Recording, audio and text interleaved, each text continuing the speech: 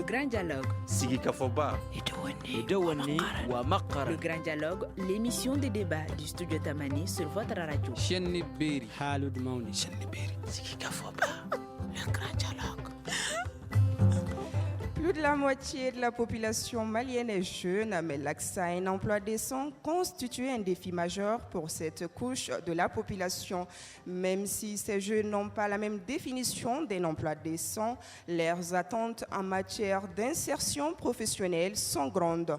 En plus de l'accès à l'emploi, l'engagement citoyen dans la sphère publique reste aussi un défi pour les jeunes Maliens. Pour nombre d'entre eux, l'engagement citoyen peut être aussi motivé par la qualité de l'emploi. Et justement, quel impact la qualité de l'emploi a-t-elle sur l'engagement civique des jeunes?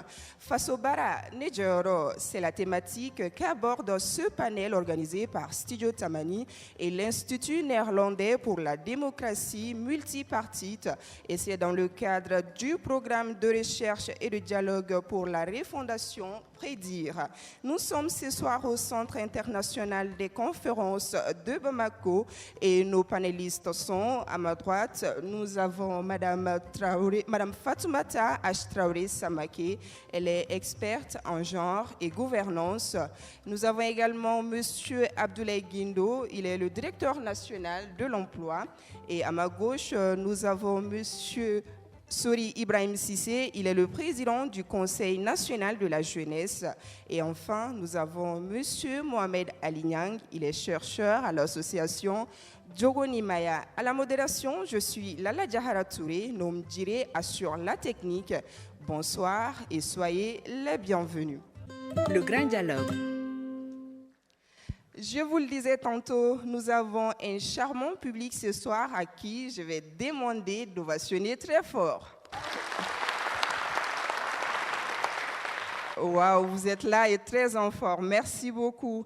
Ceci dit, nous vous souhaitons encore une fois la bienvenue. Et la première question s'adresse à M. Abdoulaye Guindo. Il est le directeur de l'emploi, je le disais tantôt. Nous parlons d'emploi et d'engagement civique. Dites-nous, comment les politiques publiques visant à améliorer la qualité de l'emploi peuvent-elles encourager un plus grand engagement civique chez les jeunes, monsieur? Merci de m'avoir invité aujourd'hui pour venir apporter mon éclaircissement. Je remercie le NIMBD pour avoir initié cette activité très importante qui va permettre non seulement d'informer les jeunes, de les sensibiliser, de les orienter. Et je vous demande également et je vous exhorte à démultiplier ces genres d'activités partout sur le territoire national pour que l'ensemble des jeunes aient des informations fiables qu'on peut vérifier à tous les niveaux et le partage sera grand et tout le monde aura l'information. Vous avez une lourde tâche, je vous encourage vraiment à pouvoir le supporter. Donc, par rapport à la question posée par Lala sur l'emploi et l'engagement des jeunes, vous savez que le ministère de l'Entrepreneuriat national, de l'emploi et de la formation professionnelle est un ministère clé aujourd'hui pour les jeunes. Et au niveau de notre département, qui est aujourd'hui dirigé par Mme Oumsal Sek, nous avons l'ambition, la volonté d'aider les jeunes, les encourager à obtenir des emplois pour qu'ils puissent participer pleinement à leur rôle qui est le développement social, économique du pays. Et ce développement ne peut pas passer sans l'engagement.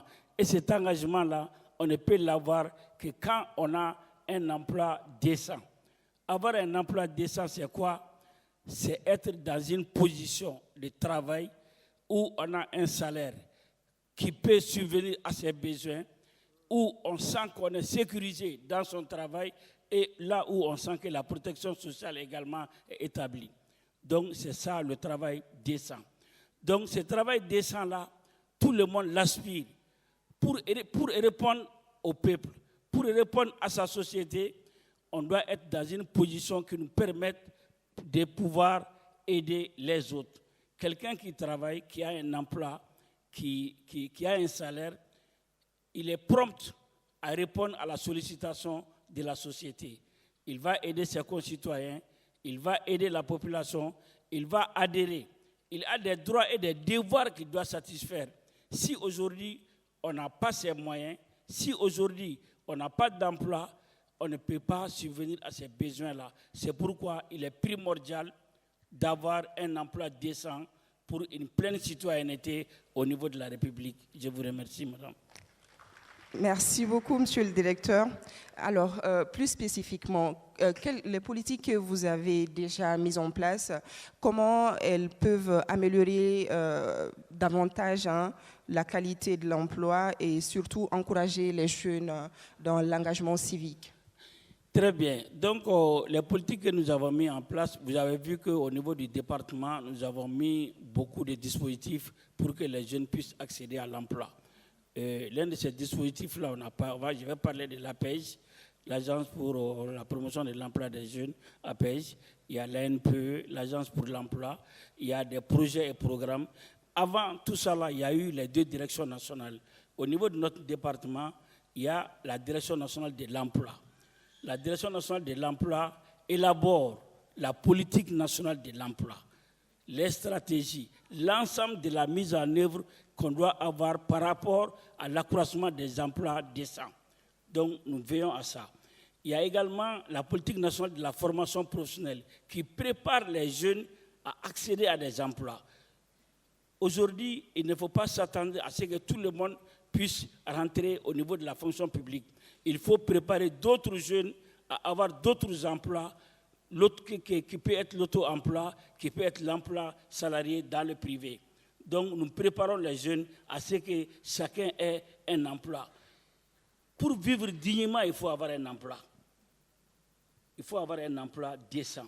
Et là, tout le département est en train de tout faire pour que ces emplois-là soient fructifiés à tous les niveaux, pour que les jeunes qui sortent des écoles supérieures, pour que les jeunes qui sortent des centres de formation professionnelle, pour que les jeunes qui veulent s'installer à leur propre compte puissent bénéficier de ces accompagnements qu'il faut pour qu'ils puissent subvenir pleinement à leur rôle et qui est la citoyenneté. Et cette citoyenneté-là, qui est l'appartenance que nous voulons nous approprier au niveau de notre pays pour que nous puissions jouer notre rôle de droits et de devoirs, il faudrait que les jeunes soient dans une position qui leur permette de prendre ça en compte. Voilà un peu ces dispositifs-là qui sont au niveau de notre département qui nous permettent vraiment de créer des emplois, puisque l'objectif même, c'est de faire de l'accroissement des emplois décents. Essayer de chaque année de promouvoir les emplois décents pour que les jeunes puissent s'installer, pour que les jeunes aient de l'emploi, pour que les jeunes, en s'installant, puissent et également, à leur niveau aussi, créer d'autres emplois. Nous veillons à ça et c'est pour ça que le département est là. Merci beaucoup, monsieur le directeur. Je me tourne alors vers monsieur Mohamed Ali Niang. Nous ne pouvons pas parler de qualité de l'emploi sans toucher à celle de la formation. Comment justement le Mali peut-il aligner son offre de formation avec les besoins réels du marché de l'emploi? Bonjour à tous. Merci beaucoup pour l'invitation. Je m'appelle Mohamed Ali Niang et je suis le chercheur associé sur l'étude entre quelle est la perception des jeunes par rapport à la relation entre l'emploi et la participation à la vie publique et civique.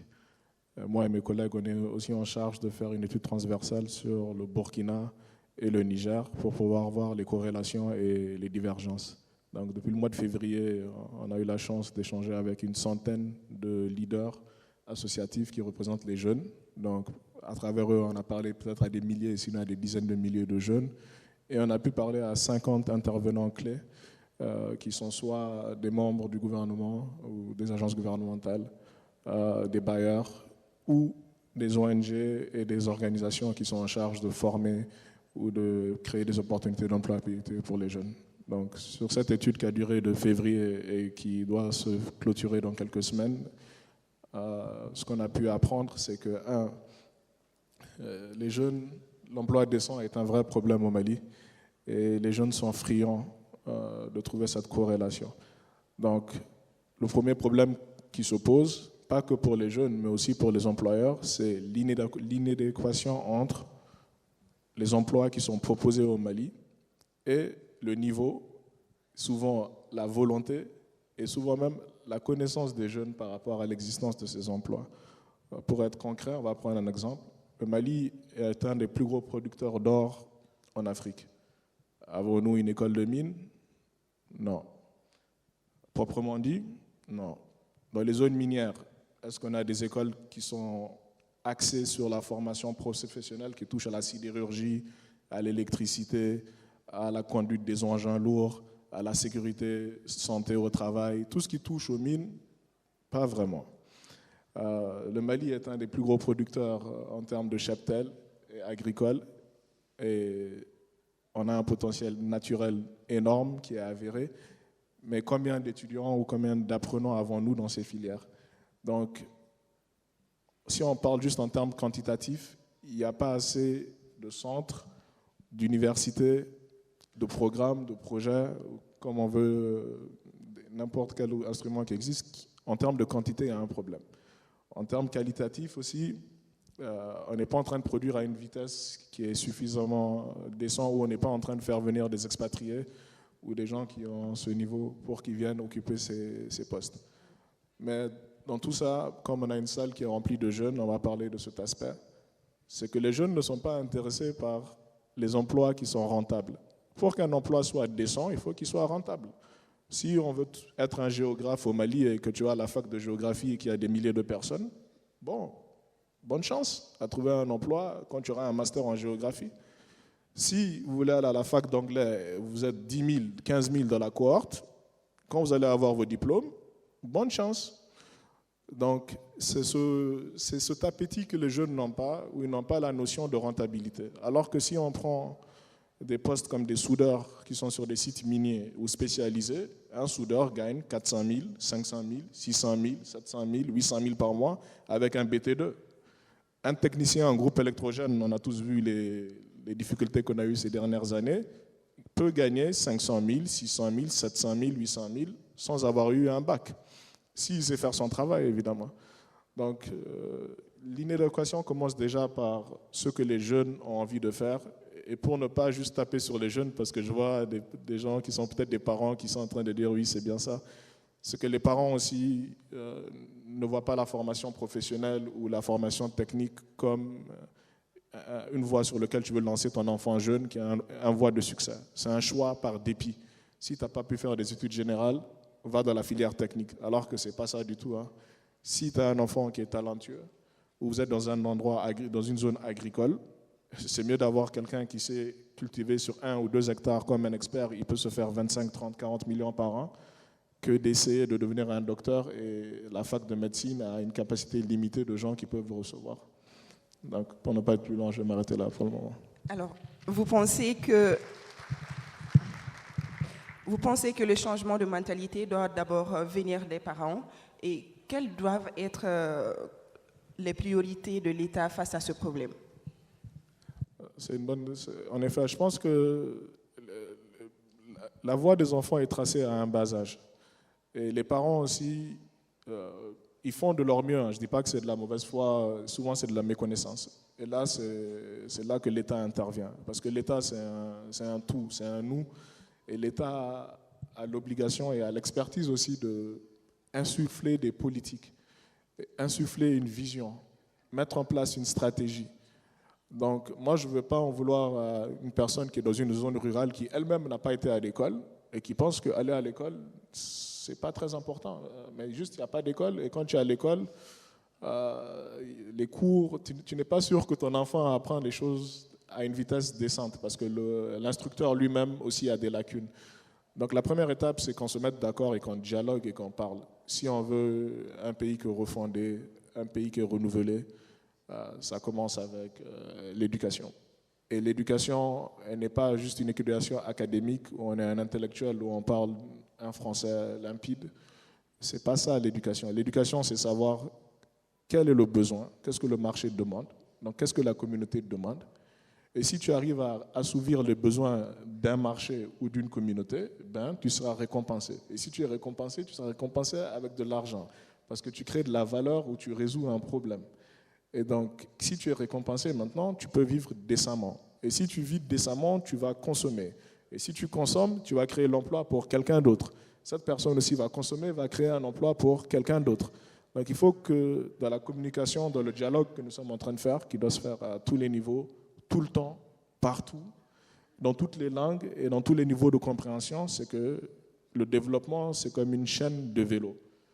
Pour que tu avances sur une chaîne de vélo, il faut que la chaîne, elle tourne. Si la chaîne s'est coupée au début ou à la fin, ça n'a pas d'importance. Le vélo n'a juste plus de chaîne et ça s'est coupé. Donc si c'est au niveau des parents que ça ne fonctionne pas, la chaîne va se couper.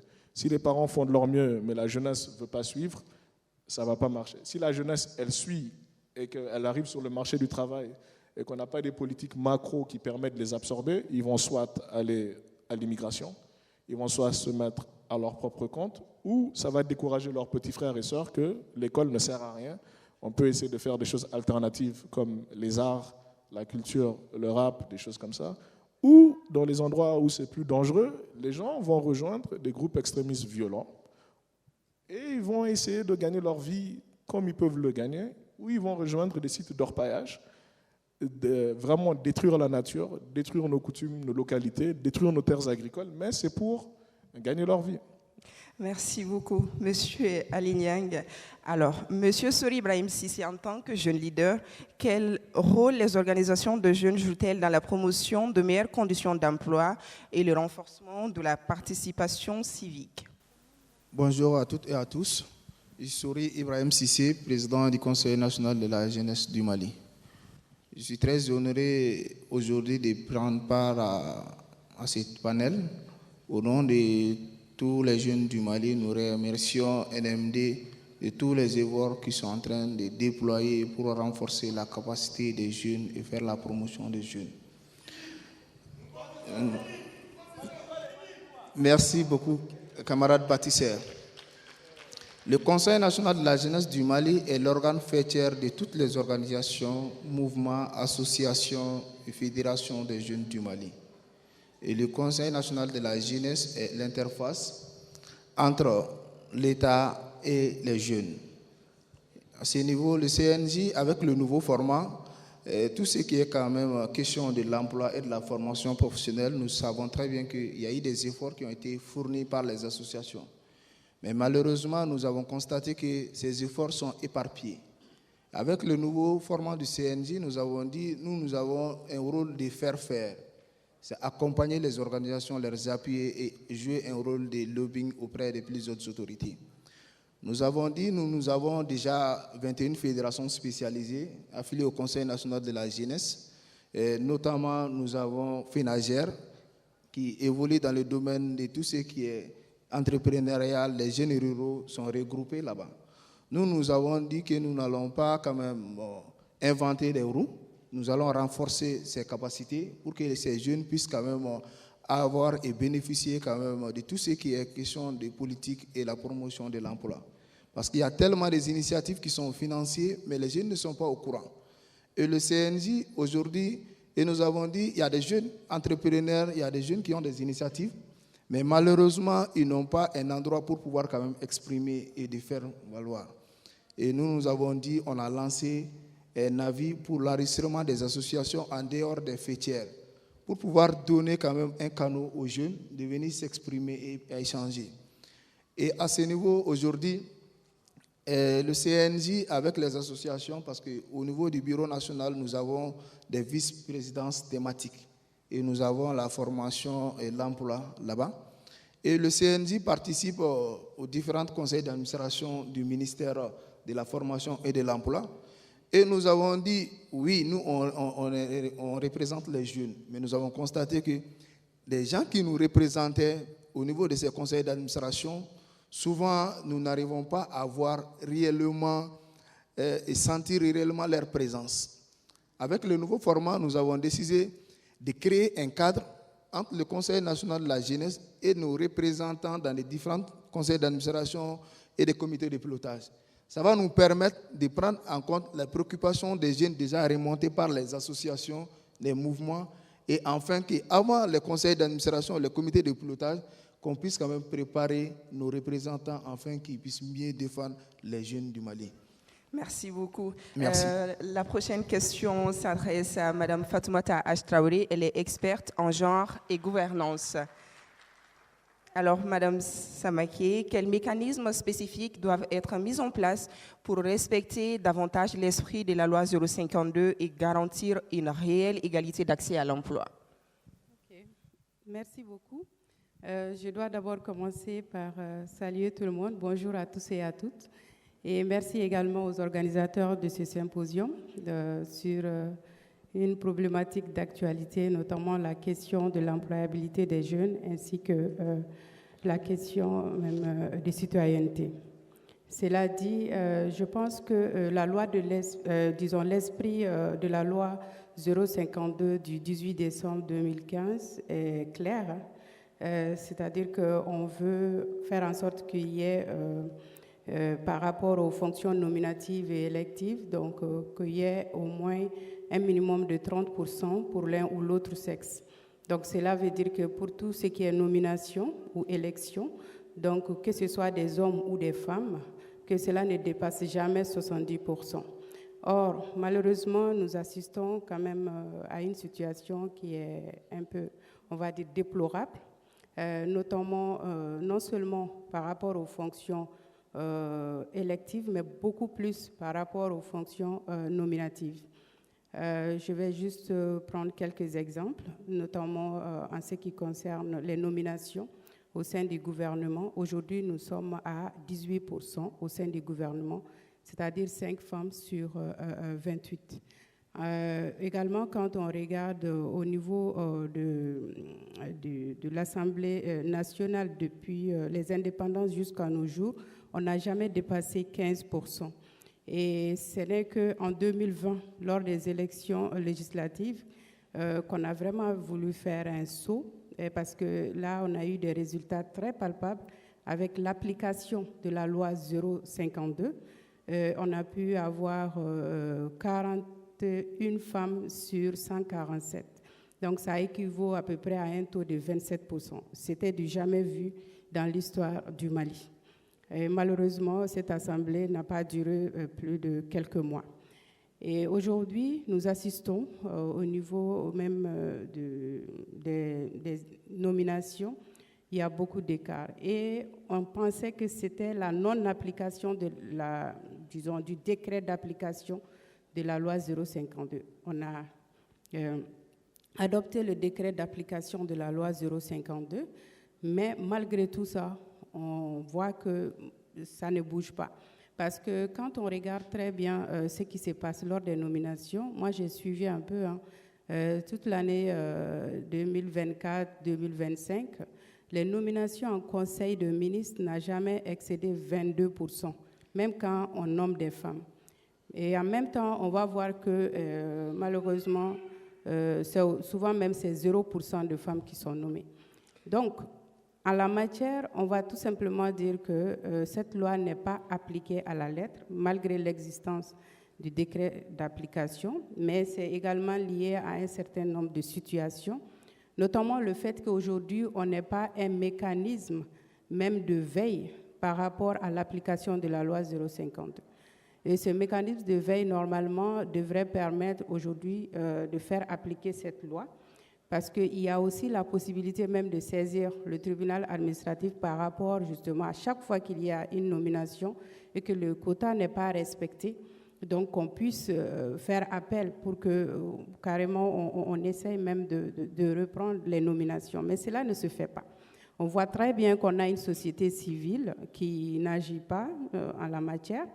Mais même les femmes, les fêtières de femmes qui sont là, souvent, sont dissuadées dans leur élan. Souvent, elles ne prennent même pas ce travail-là à cœur. Madame, Donc, si vous le permettez, les statistiques ne sont pas réluisantes, mais également, qu'est-ce que les femmes elles-mêmes peuvent faire pour inverser cette tendance? Parce que le manque de niveau est beaucoup décrié également. Hein. Oui, c'est ce que je disais. Je dis que normalement, c'est les associations, les organisations de femmes qui devraient se battre pour l'application de cette loi en premier. Et malheureusement, on voit que ça ne fonctionne pas parce qu'on a vu, il y a eu quelques élans à un certain moment, mais ces femmes-là ont été dissuadées dans leur élan. On est allé les voir nuitamment. Il y a eu des femmes à qui on a dit, vous êtes femme leader, on va vous divorcer si vous décidez d'aller faire appel par rapport à cette loi. Il y a des intimidations. Et aujourd'hui aussi, je pense aussi, c'est le fait qu'on n'ait pas un mécanisme valable au niveau national qui puisse faire en sorte que cette loi-là puisse être appliquée. Aujourd'hui, ce qui serait bien, c'est d'avoir une masse critique de femmes qui soient conscientes de l'enjeu de cette loi. Parce que cette loi a été adoptée en 2015, ça fait 10 années. Et malheureusement, depuis 10 ans, cette loi n'est pas appliquée. On est arrivé en 2023 où il y a, par exemple, la Constitution de 2023 qui dit clairement dans son article 1er que les hommes et les femmes sont égaux en droit et en devoir. Cela voudrait dire même qu'on a dépassé cette loi de 0,52. On est actuellement à la question de la parité. Normalement, il devait y avoir parité. Dans un Mali où aujourd'hui, nous avons environ 23 millions de personnes, où presque 50% sont des femmes. Et on a une masse critique de jeunes femmes qui ont atteint l'âge adulte, aujourd'hui, qui ont les mêmes compétences, les mêmes expertises, qui ont suivi les mêmes écoles et qui peuvent valablement occuper des postes, quel que soit le niveau. D'accord. Monsieur le directeur, vous venez d'entendre Mme Samaké. Est-ce que les mécanismes que vous avez déjà mis en place favorisent davantage l'employabilité des femmes? Au niveau de notre département, l'ensemble des projets et programmes que nous mettons en œuvre, nous exigeons un quota pour les femmes, un quota pour les personnes handicapées, un quota pour les déplacés internes. Est-ce qu'il est respecté? Ce quota-là est respecté par rapport à l'ensemble des choix exécutés au niveau du département. Je vous le dis ici, il y a des exemples concrets. Vous allez voir sur le terrain, tout ce que nous mettons en œuvre, ces quotas-là sont respectés. Aujourd'hui, les partenaires techniques qui nous accompagnent mettent en œuvre des projets et des programmes. Eux-mêmes, ils viennent déjà avec des quotas que nous améliorons souvent sur le terrain. C'est vrai qu'elle a parlé de la loi en faveur des femmes, mais également, par rapport à cette loi-là, souvent, nous, on dépasse de très loin.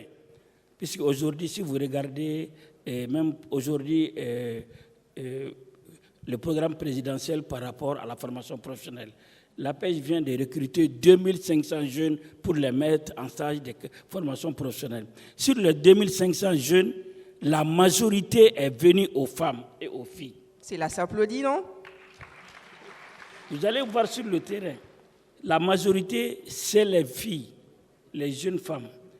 Donc, c'est pour vous dire qu'au niveau du département du ministère de l'Entrepreneuriat national, de l'emploi et de la formation professionnelle, nous mettons l'accent sur la promotion des femmes, nous mettons l'accent sur la parité, nous mettons l'accent sur les personnes vivant avec les handicaps. Vous faites beaucoup déjà, mais selon une récente étude menée par l'Institut néerlandais pour la démocratie multipartite, 31% des jeunes interrogés estiment que la corruption, le favoritisme et le népotisme constituent des obstacles majeurs à l'efficacité des programmes d'emploi. Qu'est-ce que vous en pensez, monsieur le directeur? Merci pour cette question. Je suis surpris et même, je ne sais pas, parce qu'au niveau du département, on devrait avoir déjà accès à ces informations. C'est vrai, c'est une enquête qu'ils ont eu à faire à leur niveau, mais peut-être nous, on ne partage pas l'information avec eux ou bien les résultats, mais ce qui est sûr, au niveau du département de l'Entrepreneuriat national, de l'emploi et de la formation professionnelle, tous les choix que nous faisons au niveau de ces départements, c'est des choix transparents, c'est des choix qu'on peut vérifier. Nous avons digitalisé les dépôts des dossiers. Nous avons digitalisé les informations par rapport aux choix. Et l'ensemble des parties prenantes font partie de la sélection. Il y a des commissions où les jeunes sont représentés, les gouvernorats sont représentés, les maires sont représentés au niveau du choix.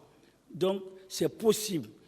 C'est une étude, on ne va pas contester les résultats, mais en réalité, nous faisons de notre mieux pour pouvoir être clairs, transparents, précis et digital pour que l'ensemble des parties prenantes puissent comprendre que le choix est là et que c'est un choix transparent au niveau du département.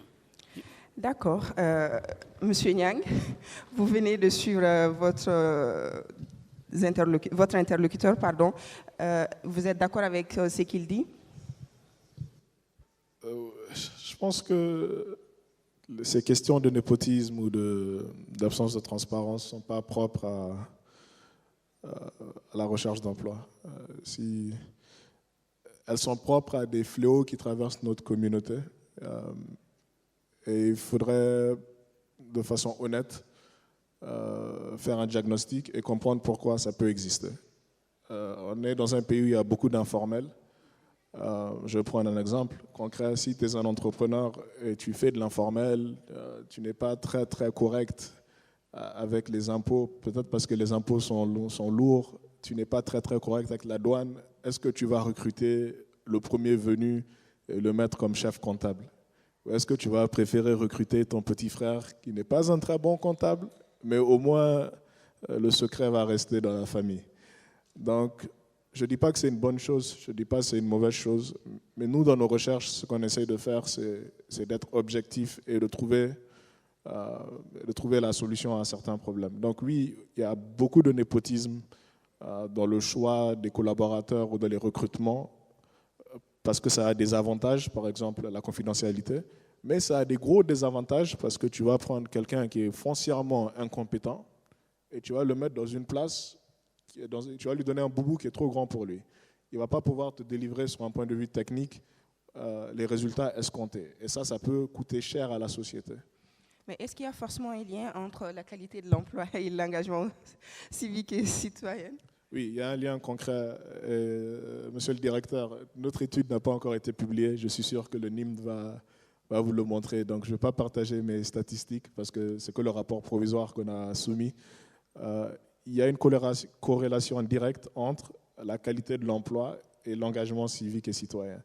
Les jeunes qui ont un emploi stable ou une source de revenus stable sont plus enclins à s'engager dans la vie politique parce que la politique demande un peu de moyens, demande un peu d'argent, mais surtout demande un peu de crédibilité. Si tu n'es pas capable de nourrir ta femme et tes enfants, est-ce que tu vas lever la main pour dire « votez pour moi, je vais m'occuper de la mairie, du gouvernorat ou je peux être président de la République ». Donc ça, c'était un. Mais on a aussi vu que les jeunes qui n'ont pas de moyens ne s'engagent pas dans la voie politique conventionnelle, mais s'engagent très souvent dans le milieu associatif, qui est encore plus local. Donc il faut faire une dichotomie entre la vie politique pure et dure et la vie publique. Donc les jeunes qui n'ont pas les moyens s'engagent dans la vie publique via des associations, via des regroupements de jeunes, et militent de façon un peu plus locale, mais ils se font entendre. Mais c'est clair et net qu'il y a une catégorie de jeunes qui se cherchent. Et si tu cherches ce que tu vas manger ce soir, ou comment tu vas payer pour tes dépenses élémentaires de pâte dentifrice, tu n'as pas le temps de te mêler de la vie politique ou publique. Donc cette catégorie existe aussi. D'accord. Est-ce que la politique de création de l'emploi au Mali prend en compte la qualité de l'emploi, M. Niang? Est-ce que la politique de création de l'emploi prend en compte la qualité justement de l'emploi? Oui, j'aimerais profiter de ce forum pour dire que la politique de l'emploi au Mali est plus développée et plus sophistiquée qu'on le pense. Entre l'Observatoire national pour l'emploi, l'ANPE, l'APEJ, les ONG et les organisations comme GRET qui sont dans ce domaine sont très forts. Et nos partenaires techniques et financiers, pour en citer quelques-uns, peut-être LuxDev, entre autres, qui investit beaucoup dedans, l'ambassade des Pays-Bas, les outils sont bien faits. Franchement, ils sont bien faits. Ça prend en compte le genre, ça prend en compte la jeunesse. Un peu moins vu la situation qu'on traverse aussi aujourd'hui, la géographie. Donc, avant, on était dans toutes les régions du Mali, aujourd'hui un peu moins. Donc, je pense que la politique en elle-même et les outils et les institutions qui existent sont bonnes. Ce que l'APEJ a comme mécanisme de garantie, si on va dans d'autres pays de la sous-région, ça n'existe pas. Ce que le gouvernement dit, le quota pour la commande publique qui est destiné à la jeunesse et aux jeunes, c'est réel. Le poids de la CNJ au Mali, quand on va dans d'autres pays de la sous-région, les organisations de jeunesse n'ont pas forcément ce même poids. Mais qu'est-ce qui se passe aujourd'hui? C'est qu'il faut trouver un vrai forum où les gens peuvent ne pas juste parler, partager leurs doléances ou exprimer leurs amertumes, mais qu'on puisse ensemble fédérer les énergies et construire. C'est-à-dire, au-delà du dialogue, maintenant, il faut qu'on fasse ce qu'on appelle de la co-création. On crée ensemble. Pas, nous, on a créé telle chose à Bruxelles, on est venu essayer d'adapter ça. Non, on a créé ça ensemble. Les jeunes, vous étiez partie prenante. Les parents, vous étiez partie prenante. Si on fait une politique du genre, il faut que les maris soient partie prenante pour que ça ne soit pas... Non, ça, on n'a rien à voir dedans, c'est votre chose. Non, tu es le mari. Est-ce que tu veux que ta femme travaille? Oui. Dans quelles conditions? J'aimerais qu'elle rentre à telle heure. Et l'employeur aussi, d'adapter la charge de travail, dire OK, il n'y a pas de problème. D'accord. Nous allons permettre très rapidement à Monsieur le directeur de réagir à ce que M. Nyang vient de dire. Okay, merci beaucoup, Madame Lala. Et par rapport à un point qu'il a évoqué, même par rapport à la statistique dont il vient de donner, vous savez qu'au Mali, 96% des entreprises sont informelles. C'est des entreprises qui créent les emplois. Et l'État n'a pas de contrôle direct sur ces entreprises-là. Donc, si l'enquête a eu lieu sur ce terrain, je peux dire qu'on doit accompagner cette étude-là, parce que ça peut être une bonne étude. Aujourd'hui, nous venons de quitter l'OIT à Genève, où on a décidé de tout faire pour qu'aujourd'hui, on fasse le chemin pour quitter l'informel, pour venir au formel. Mais il y a beaucoup de conséquences et aujourd'hui, le fisc dont il a fait allusion empêche beaucoup d'entreprises de se formaliser pour éviter de payer les taxes, pour éviter de payer. Mais dans ces conditions, si vous voulez recruter, obligatoirement, il va y avoir du népotisme, il va y avoir de la corruption et même de la gabegie. Mais l'État ne doit-il pas intervenir pour un peu régulariser le secteur? L'État est en train de s'investir. C'est pourquoi je vous ai dit qu'il y aura une convention internationale sur la régulation. Et cette régulation-là va permettre à tous les États qui vont ratifier la convention de quitter l'informalité pour aller vers la formalité. Merci beaucoup, Monsieur le directeur. Alors, Madame Samaki, si l'emploi décent est la clé de la participation démocratique, comment le Mali peut-il s'assurer que les politiques d'emploi contribuent réellement à un nouveau contrat social où la jeunesse est un acteur central de la gouvernance? Je pense que cela est possible parce qu'actuellement, je pense avec toutes les politiques que nous avons, notamment par rapport à l'emploi, par rapport à la jeunesse et même tout ce qui a été fait en lien avec les États généraux sur différentes problématiques liées à la vie de la nation. Donc je pense que cela devrait créer un environnement propice à une meilleure gouvernance, non seulement dans le secteur de l'emploi, mais aussi par rapport à l'engagement des jeunes. Parce que la question de l'engagement des jeunes est centrale par rapport même au développement du pays. Que ce soit des filles ou des garçons, je pense que chacun a un rôle crucial à jouer pour le développement de ce pays. Et cela veut dire tout simplement que s'il y a un écart, notamment par rapport justement à l'accès à l'emploi, que vous soyez fille ou garçon, cela va impacter négativement sur le développement. Il y a quelques années, une étude a montré que le continent africain a un déficit de financement de 42 milliards de dollars. Et que ne serait-ce que l'Afrique subsaharienne, par exemple, on peut réduire de 12%, augmenter de 12% le PIB annuel si on réduisait les écarts entre les femmes et les hommes, les filles et les garçons. Donc, en matière justement d'emploi salarié et tout ce qui s'ensuit. Donc, les politiques aujourd'hui doivent être des politiques volontaristes, engagées vers l'avenir. Et l'avenir, c'est les jeunes. Et en ce moment-là, je pense aujourd'hui, on doit avoir un environnement qui permet une éducation de qualité aux jeunes, une formation professionnelle pour les jeunes qui ont déjà terminé, parce qu'aujourd'hui, on se rend très bien compte qu'il y a une inadéquation entre le travail, l'éducation et l'emploi. Donc, les jeunes sont déversés sur le marché de l'emploi, mais ne savent pas ce qu'ils savent faire concrètement. Et aujourd'hui, il doit y avoir carrément une refonte du système éducatif qui doit être forcément axée sur l'employabilité de tous les sortants du système éducatif. Donc, que ce soit au niveau secondaire ou au niveau universitaire.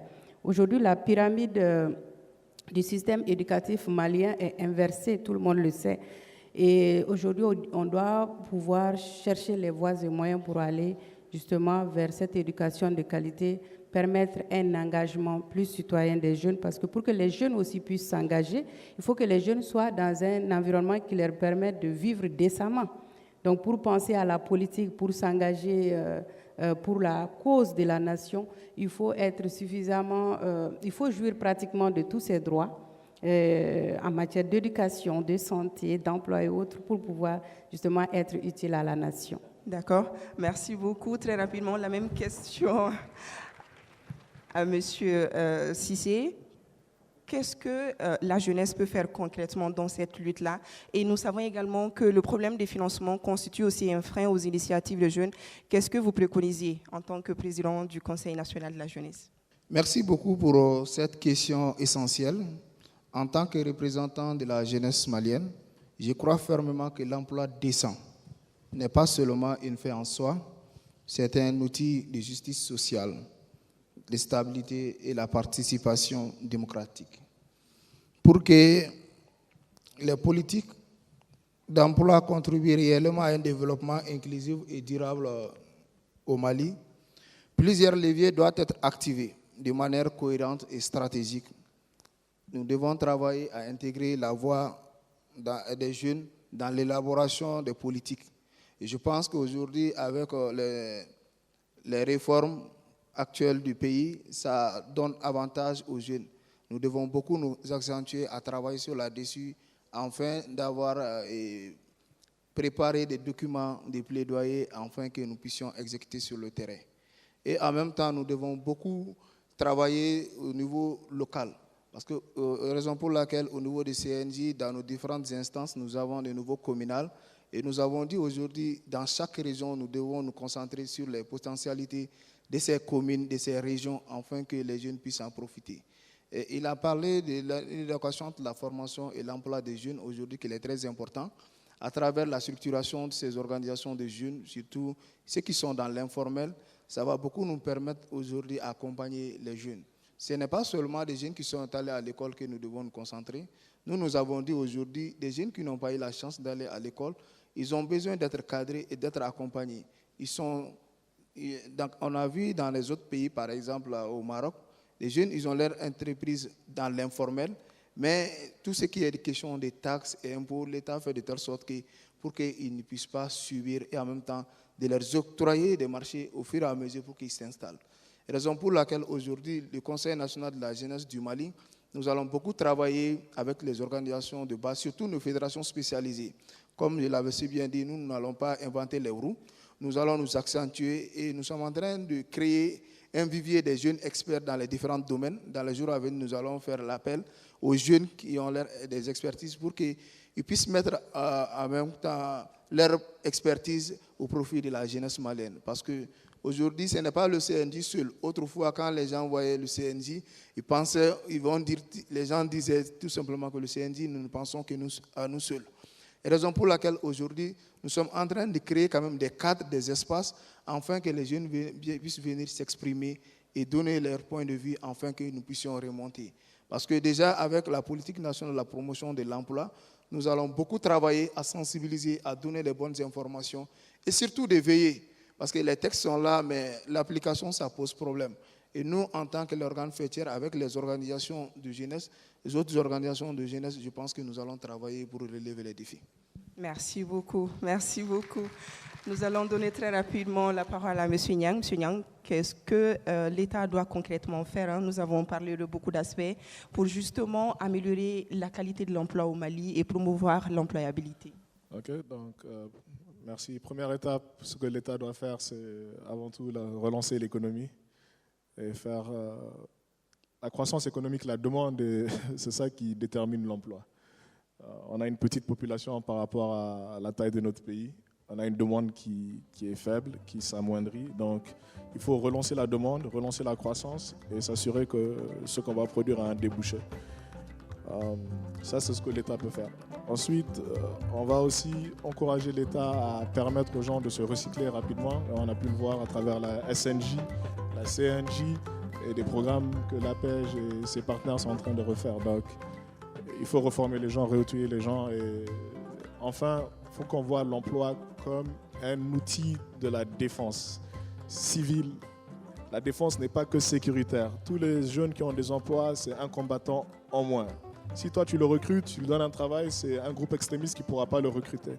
Donc, il faudrait que la création d'emplois dignes ne soit pas vue comme un privilège, mais comme une exigence civique pour qu'on puisse capturer nos jeunes et s'assurer qu'ils sont en train de travailler pour le bénéfice de nos pays et de nos communautés. Merci beaucoup. Merci beaucoup. Et c'est sur ces mots que s'achève ce débat. Nous avons parlé ce soir de l'impact de la qualité de l'emploi sur l'engagement civique des jeunes. Nous étions au CICB et nous avons reçu Mme Fatoumata H. Samake. Elle est experte en genre et gouvernance.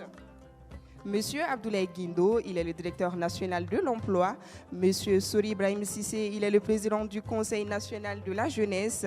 Et Monsieur Mohamed Alignang, il est chercheur à l'association Djokoni Maya. L'équipe technique a été conduite par Noum Djire, Sekou Gadjigo à la coordination, modération Lala Diahara Touré. Je rappelle que ces débats étaient une collaboration entre l'Institut néerlandais pour la démocratie multipartite et Studio Tamani. Merci à notre charmant public. Merci, applaudissez pour vous.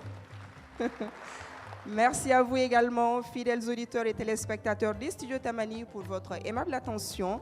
Bonne soirée à tous.